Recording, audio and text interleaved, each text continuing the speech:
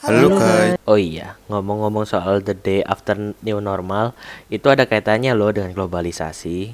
Oh iya, apa kaitannya the day after new normal dengan globalisasi? Jadi, globalisasi adalah proses mendunianya suatu hal sehingga batas antara negara menjadi hilang. Nah, suatu hal yang kita maksud sekarang ini adalah budaya new normal. Oh, paham. Jadi yang kamu maksud budaya new normal ini termasuk globalisasi kan? Karena berdampak pada dunia. Ya, benar sekali. Secara tidak kita sadari, budaya tersebut merubah seluruh dunia loh. Contohnya apa ya kalau boleh tahu? Jadi, untuk contohnya, bisa kita lihat seluruh dunia mulai memakai masker untuk bepergian kemana-mana.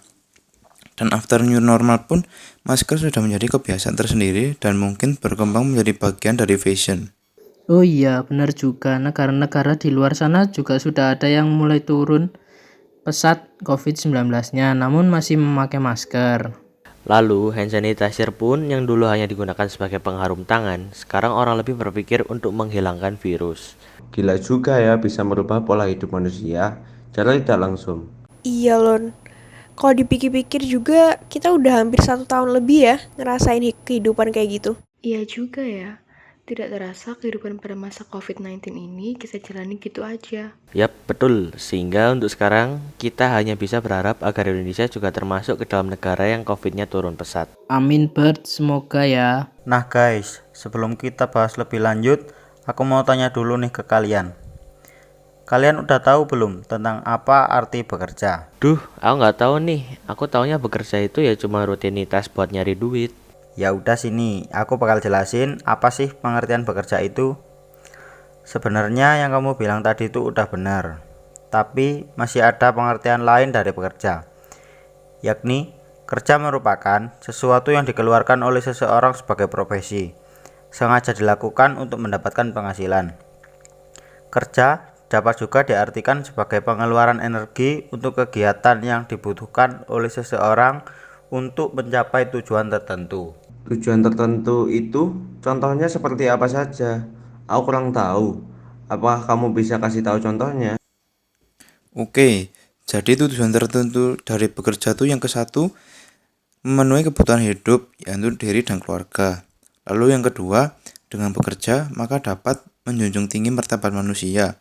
Lalu yang ketiga, dan dengan bekerja kita itu sudah termasuk ikut berpartisipasi pada karya Allah. Wih, ternyata banyak juga ya tujuan dari bekerja itu. Makasih ya, sekarang aku jadi paham. Iya, sama-sama. Dalam hidup tentunya kita punya banyak kebutuhan yang harus dipenuhi. Tapi gimana sih kita bisa memenuhi kebutuhan keseharian itu? Iya, benar banget. Sebagai seorang manusia dan umat Katolik, kita harus memenuhi panggilan kita untuk bekerja. Kenapa Fer? Apakah memang kita dilahirkan hanya untuk bekerja? Memang sejatinya manusia adalah makhluk bekerja. Jika tidak bekerja, maka manusia akan kehilangan jati dirinya. Dasar-dasar panggilan kita sebagai umat Katolik untuk bekerja kira-kira bisa kita temukan di mana? Tentunya ada dong dari dokumen Konsili Vatikan II, Lumen Gentium, dan Centesimus Annus. During a pandemic, it's like finding a job, isn't it difficult? Yeah, why do you think like that? What's wrong? I was laid off from my job. I'm so sorry about that. Yeah, it's okay. If you find it difficult to get a job during a pandemic like this, you should do business online. That's great idea. Thank you. You're welcome. And if you want your merchandise to sell quickly, you have to do a big discount. So at least you still get income. Thank you for the advice. You're welcome. Bentar deh. Aku mau nanya dong. Tadi waktu PKWU, sehabis presentasi aku kan ditanyain tentang makanan fungsional. Nah, emangnya makanan fungsional itu contohnya kayak apa sih? Oh, makanan fungsional. Jadi makanan fungsional itu contohnya kayak makanan diet, makanan untuk penyakit tertentu, dan makanan sehat. Itu sebagian yang aku tahu dari makanan fungsional. Jadi makanan fungsional itu jenis makanan yang dibuat untuk beberapa hal tertentu gitu ya? Atau istilah lainnya makanan khusus gitu? Nah, bener banget. Itu yang aku maksud. Oh, oke, Fer. Sekarang aku udah tahu apa itu makanan fungsional. Oh, iya Fer. Terus ada nggak sih caranya untuk mengolah makanan fungsional itu? Jadi gini Angel, kalau cara mengolah makanan fungsional itu ada beberapa cara, yaitu seperti cara alami, cara tradisional, dan cara modern. Jadi gitu ya. Satu lagi Fer, kan sekarang udah era modern nih. Gimana cara modern untuk mengolah makanan fungsional itu?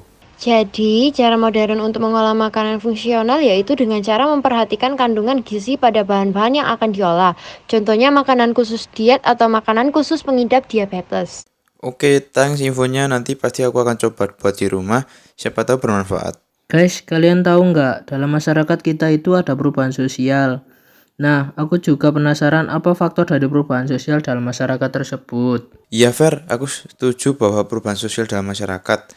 Menurut aku, faktor penyebab perubahan sosial ini muncul akibat dari rasa ketidakpuasan masyarakat terhadap satu hal.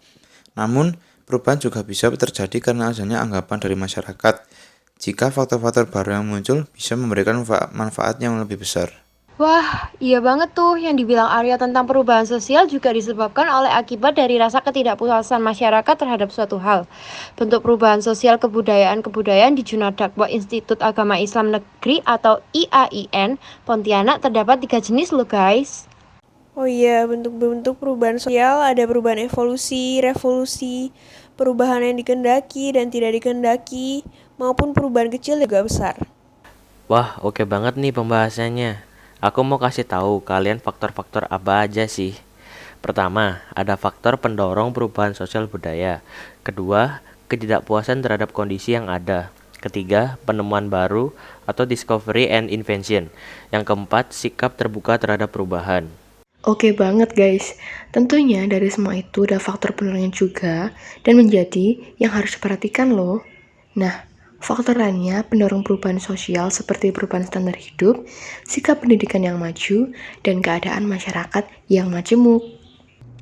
Keren banget ini pembahasan kita. Dampaknya juga tentu ada dong. Dampak perubahan sosial terhadap masyarakat, yang contohnya dampak positif adalah berkembangnya lembaga-lembaga sosial baru, yang merupakan penerapan dari diferensiasi struktural. Lembaga-lembaga sosial ini memungkinkan anggota masyarakat untuk memenuhi berbagai macam kebutuhan yang semakin kompleks. Salah satu contohnya adalah pengalihan fungsi pendidikan usia dini. Dampak negatif adalah cultural shock atau guncangan budaya.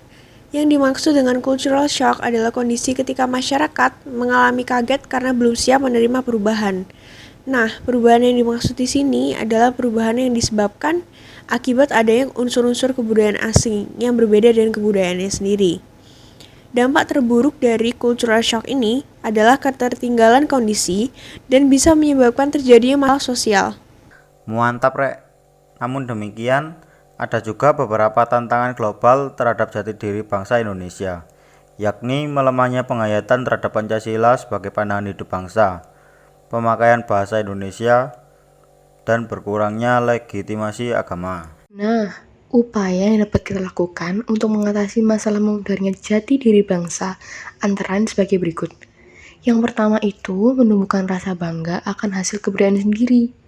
Yang kedua, sosialisasi macam-macam hasil kebudayaan, mengembangkan ciri-ciri sosial bangsa Indonesia, dan menyeleksi nilai-nilai asing yang masuk ke Indonesia. Guys, kalian tahu nggak sih? Hah? Apaan? Itu loh, cara masuk di kerjaan yang kita pingin gimana ya? Oh itu, kita harus buat surat lamaran. Hah? Apa itu surat lamaran? Surat formal yang dibuat oleh seseorang yang sedang mencari atau membutuhkan pekerjaan, ditujukan kepada pimpinan perusahaan atau institusi tempat kerja yang dituju. Oh, jadi itu. Emang kita butuh itu buat lamar pekerjaan? Iya, kita butuh itu agar perusahaan lebih gampang memilah orang-orangnya dan bisa meminta orang yang mengelamar pekerjaan data dirinya. Emang struktur surat lamaran pekerjaan apa sih guys?